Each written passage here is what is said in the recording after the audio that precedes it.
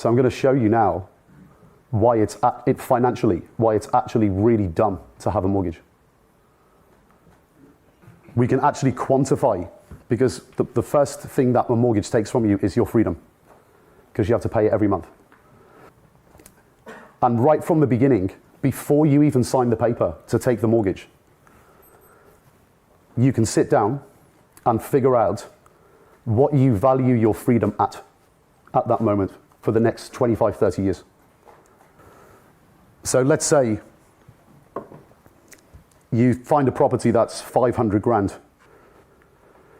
and you put down a 75 grand deposit to buy the property. So you get a 425 grand mortgage. You sign all the papers, it's done. What do you own? Do you think you own that house? You own nothing. You own, over 30 years, a liability of 360 payments. So you obviously made money, that's undeniable, but you gave up your freedom in the process, okay? You were rewarded for giving up your freedom.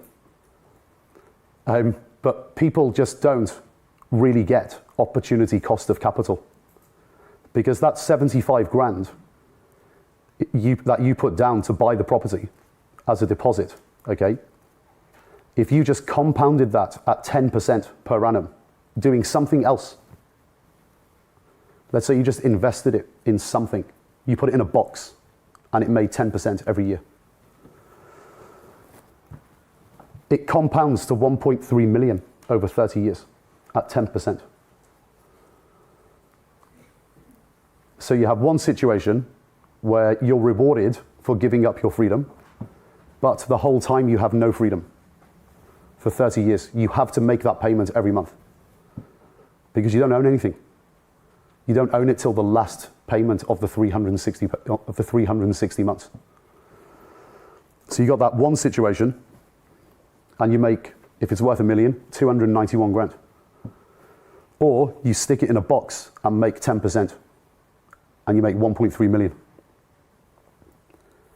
That's the second situation. There's opportunity cost of capital.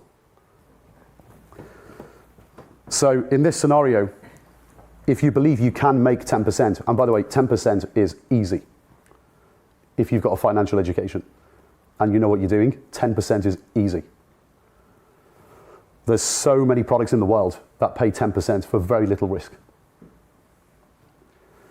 That to me is like an ultra conservative investment.